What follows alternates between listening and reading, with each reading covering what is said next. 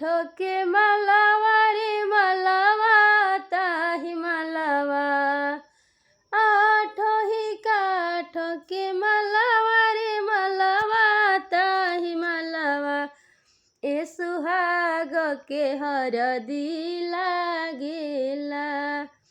ए सुहाग के हरदी लागेला। तनी एक हाथवा लफाव एक वन सुहवाला देही। ए नारायण तेल ला देही। ए सुहाग के हरदी ला देही।